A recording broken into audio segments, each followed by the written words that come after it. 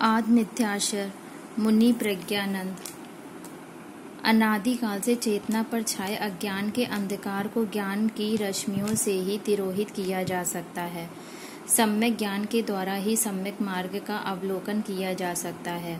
सम्यक ज्ञान प्राप्त करने के लिए स्वाध्याय अति आवश्यक है। सुष्ठु रीति से पूर्वापर विरोध रहित अध्ययन करने को स्वाध्याय कहते हैं। यह स्वाध्याय भव्यों की ज्ञान वृद्धि एवं ध्यान की सिद्धि में भी कारण है। स्वाध्याय करने से राग द्वेष व आर्थ रौद्र ध्यान रूप दृष्ट संकल्प विकल्प नष्ट हो जाते हैं। आचार्य भगवान श्री कीर्तिकेय स्वामी ने कार्तिकेय यानुप्रेक्षा ग्रंथ में निरूपित किया है। पर तत्ति ऋण्वेको दुड व्यपाण नासण समथो तच विनी उच्य हेतु सज्जाओ चाण सिद्धि मरो। स्वाध्याय तप पर निंदा से निरपेक्षित होता है, दुष्ट विकल्पों को नष्ट करने में समर्थ होता है तथा तथ्य के निश्चय करने में कारण है। और भी कहा है, पुयादिसु निर्वेकों जिन सत्यम जो पढ़े भत्ये कम मल सोठुम सुलाहो सुयरो तस्। जो मुनि अपनी पूजा प्रतिष्ठा की अपेक्षा ना करके कर्ममल शोधन करने के लिए जिन शास्त्रों को भक्ति पूर्वक पढ़ता है उसका श्रुतलाभ सुखकारी होता है।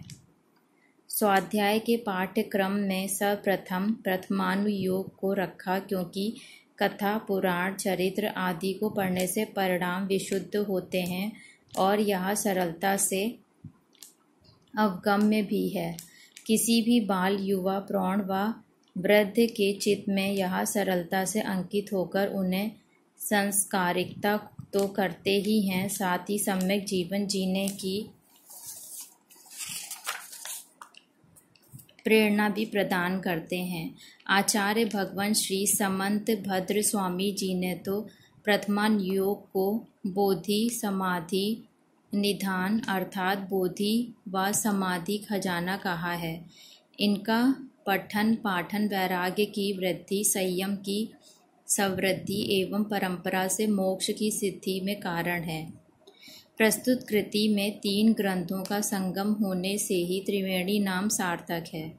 इसके अंतर्गत सती सीता, मनोरमा व सुर सुंदरी का चरित्र बहुत ही रोचक ढंग से लिखित है।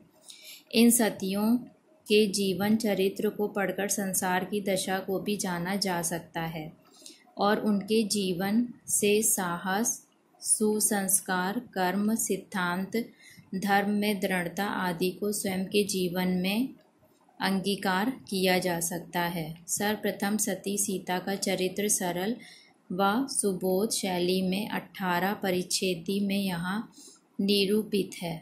पूना सुर सुंदरी का चरित्र भी स्वाध्याय प्रेमियों को आकर्षित करने वाला है।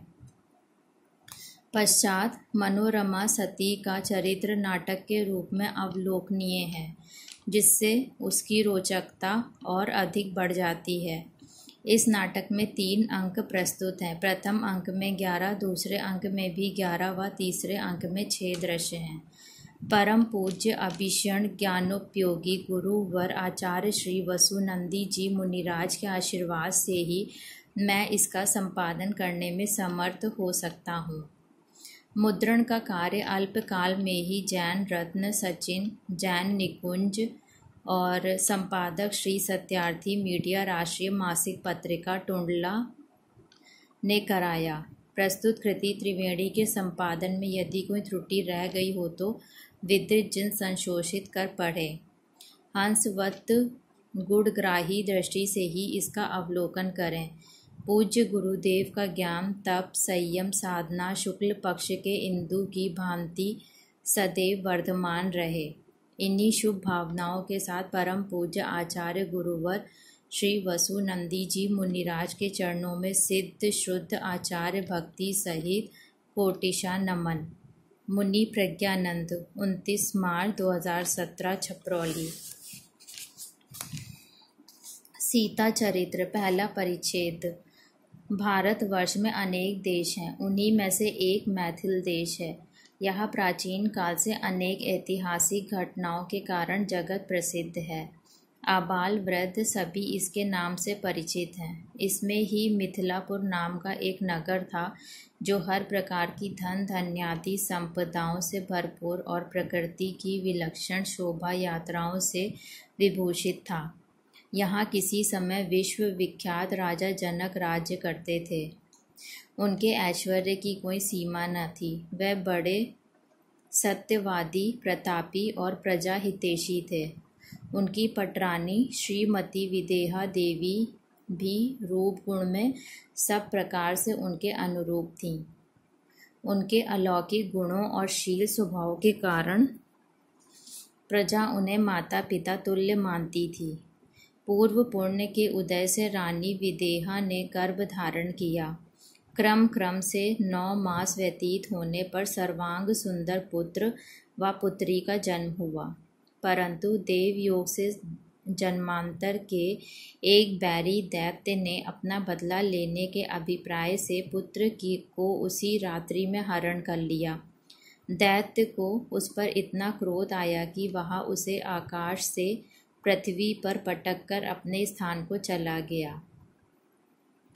रत्नपुर का राजा चंद्रगति, जो अपनी प्राण प्यारी सहित आकाश में विचर रहा था, बालक को आकाश से पृथ्वी पर गिरते देखकर तत्काल नीचे आया और बालक को उठाकर अपने घर ले गया। इस मनोज्ञ बालक को पाकर राजा रानी दोनों को अपार आनंद हुआ।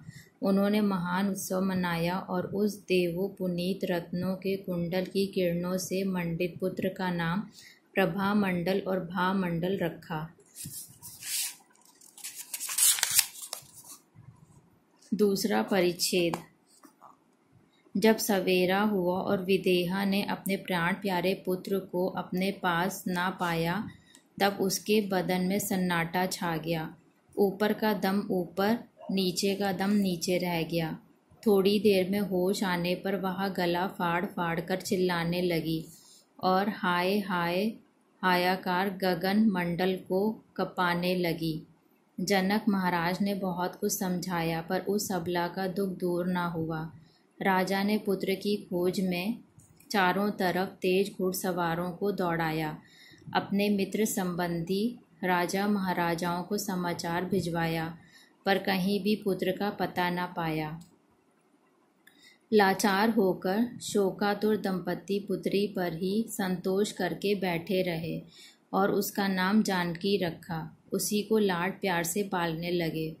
थोड़े ही दिनों में मनोहारिणी जानकी ने अपनी बाल लीला से पुत्र का शोक भुला दिया। पुत्री क्या थी, मानो रूप लावण्य की खानी थी। स्वर्ग से साक्षात देव कन्या की भूमंडल पर उतर आई थी।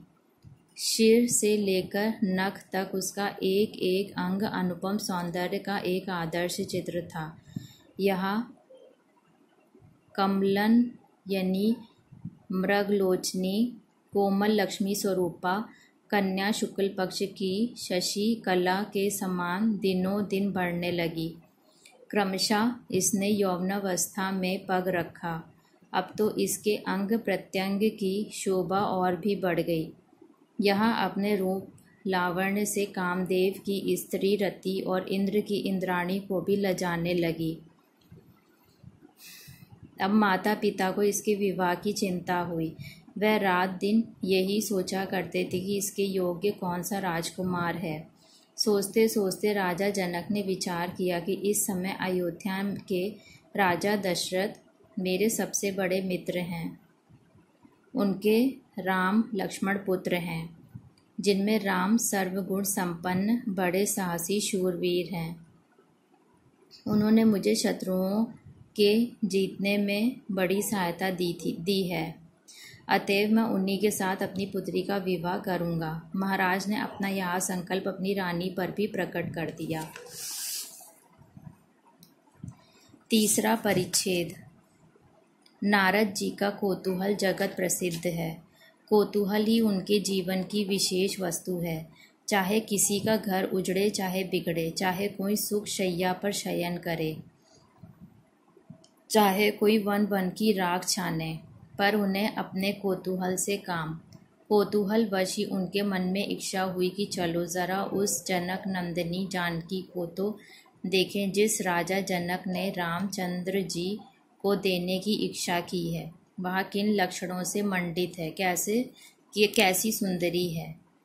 जिस समय नारद जी सीता के महल में पहुंचे उस समय वह दर्पण में अपना मुख देख रही थी। उसमें नारद जी की भयंकर जटा का प्रतिबिंब देखकर वह भयभीत होकर घर के अंदर घुसने लगी। नारद जी भी उसके पीछे चले, पर द्वारपाल के रुकने पर पीछे हट गए। इस अनादर को सीता का किया हुआ समझकर वह मन में खेद खिन्न होते हुए कैलाश पर्वत की ओर चल दिए। वहां जाकर उन्होंने विचार किया कि पापनी जनक सुता ने मेरा घोर अपमान किया, मैं इससे अवश्य बदला लूँगा। यहाँ दुष्टनी मेरे आगे कहाँ बचेगी। यहाँ जहाँ जाएगी वहाँ ही इसे कष्टों में डालकर इसके इस कृत्य का मज़ा चखाऊंगा। ऐसा विचार कर नारद जी ने सीता का एक चित्रपट बनाया और उसे वह रत्नपुर उसके भाई के पास ले गए। भामंडल यहाँ नहीं जानता था कि यहाँ मेरा बहन का चित्र है। चित्र बहुत ही सुंदर बना था। उसे देखकर साक्षात सजीव सीता का भ्रम होता था। वह उसे देखते ही काम के बाढ़ से घायल हो गया। खाना पीना सब भूल गया। रात दिन सीता की चाह में उन्मत्त रहने लगा।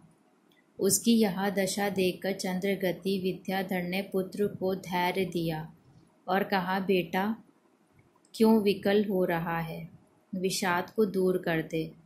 तू विद्याधरों की अत्यंत रूपवती कन्याओं को छोड़कर भूमि गोचरियों से संबंध करता है। यह हमारे कुल और जाति के लिए लज्जा की बात है। अस्तु, यदि तेरे मन में सीता ही बसी है तो क्या चिंता है। अभी उसके पिता को बुलाकर सब ठीक किए देता हूँ। विद्याधर राजा ने तत्काल अपने दूत को बुलाकर और सब हाल उसे अच्छी तरह समझाकर मिथिलापुरी की ओर रवाना कर दिया। दूत वहां गया और अपनी विद्या के बल से महाराज जनक को आकाश मार्ग से रत्नपुर में ले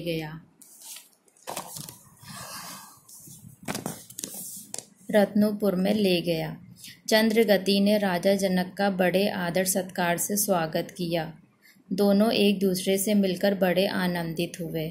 अवसर पाकर चंद्रगति ने कहा कि मित्रवर, मैंने सुना है कि आपकी कन्या सीता सर्वगुण संपन्न और सुंदरी है।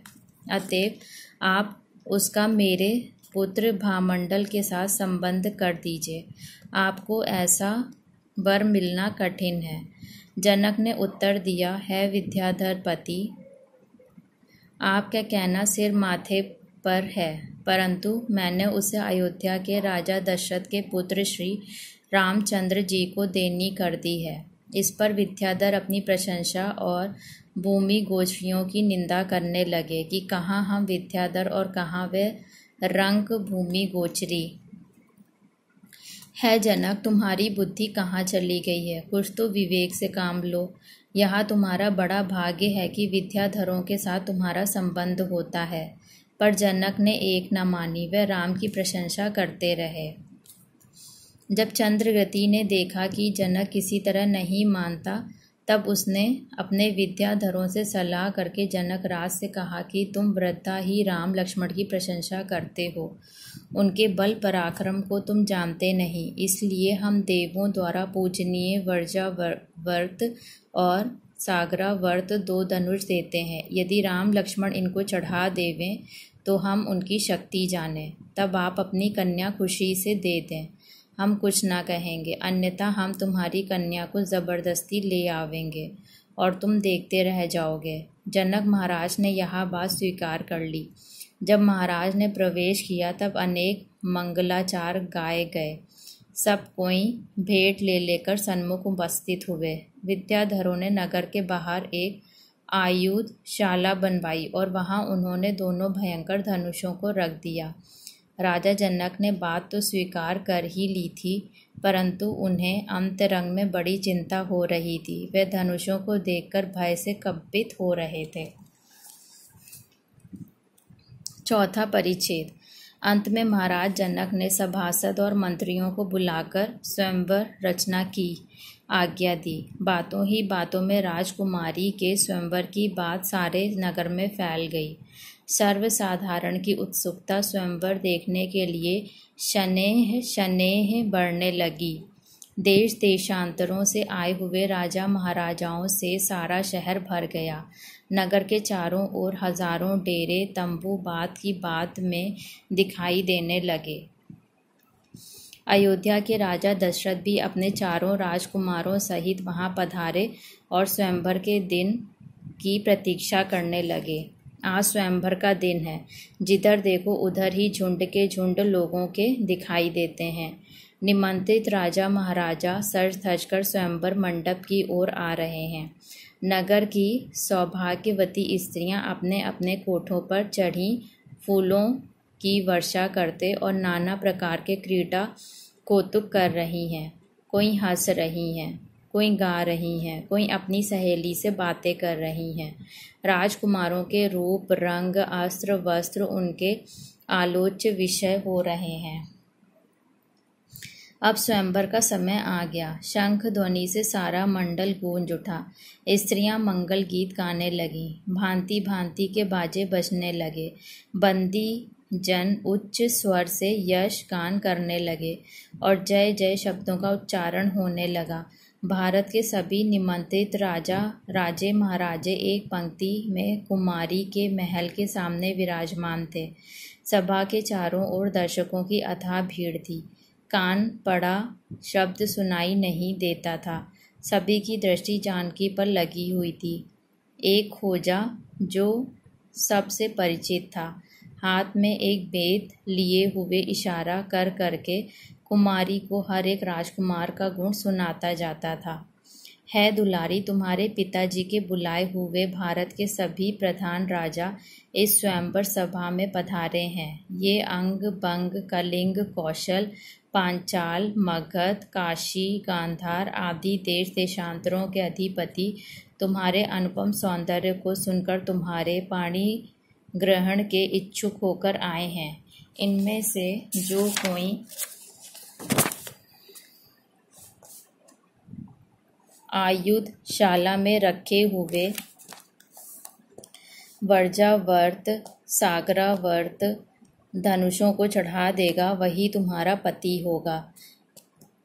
जनक नंदिनी ने सबकी ओर देखते हुए अपने मन में विचार किया कि यद्यपि राजपुत्र तो सभी सुभग और सुंदर हैं, परंतु इन सब में दशरथ सुत रामचंद्र जी ही शिरोमणि हैं। देखिए भाग्य में क्या बदा है।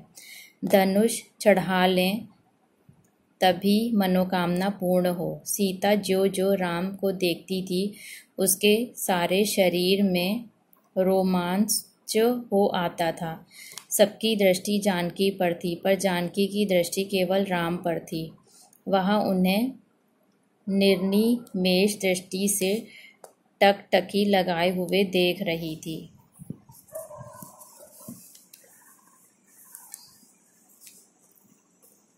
जनक महाराज का इशारा पाते ही सब राजा महाराजा खड़े हो गए और आयुधशाला की ओर जाने लगे। धनुषों को देखते ही बड़े बड़े पराक्रमी पीछे हट गए। किसी का साहस नहीं हुआ जो उनको हाथ लगावे।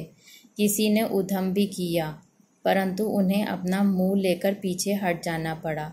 अंत में श्री राम ने वीरता से आगे बढ़कर बात ही बात में वर्जावर्त को तान दिया।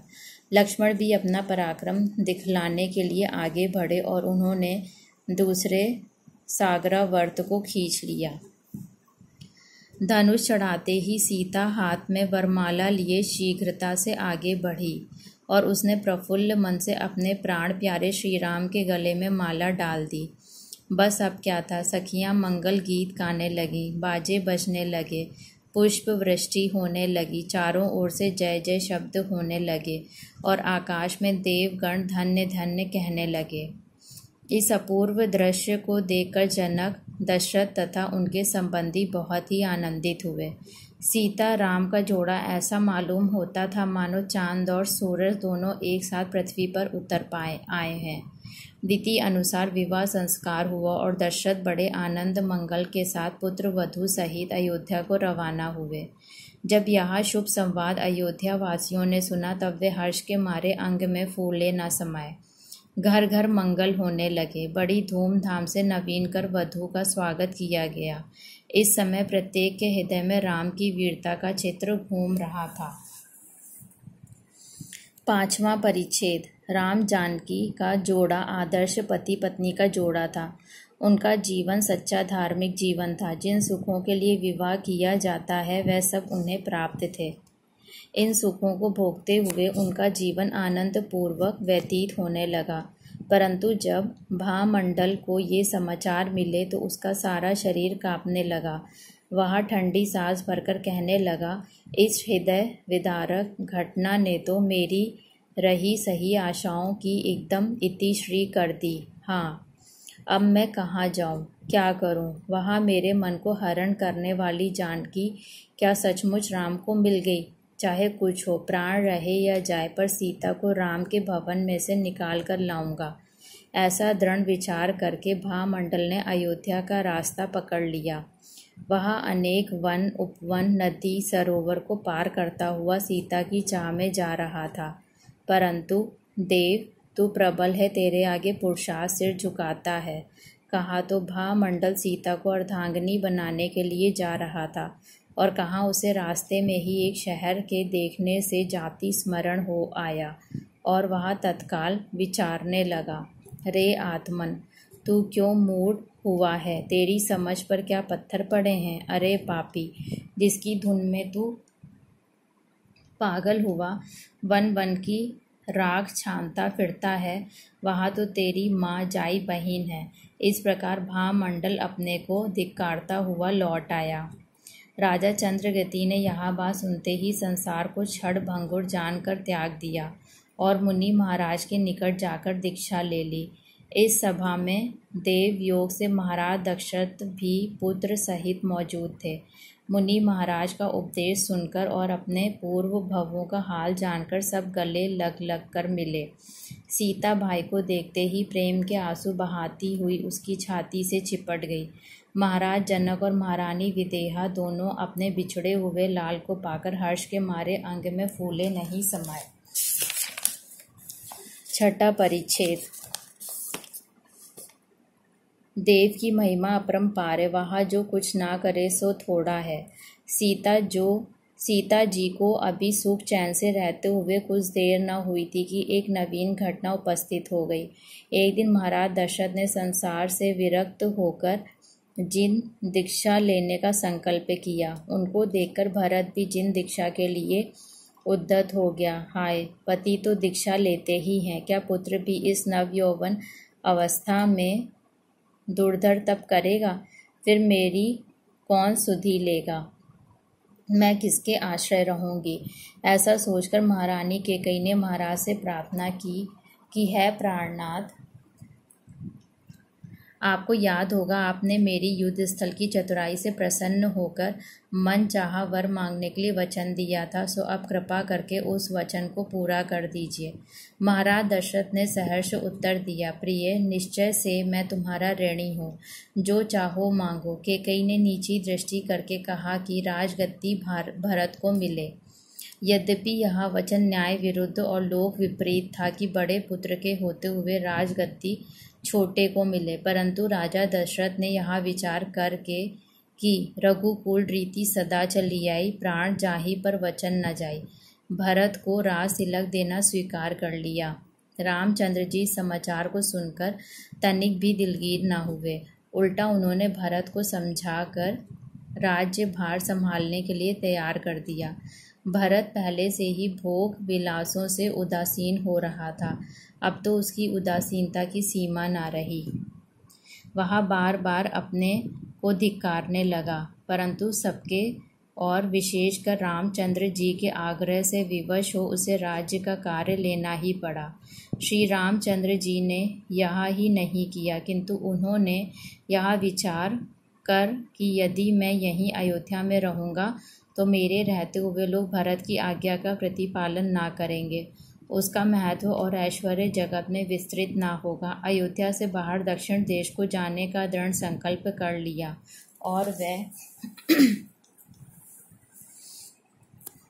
और वे धनुष बाण हाथ में लेकर चलने को उद्यमी हो गए।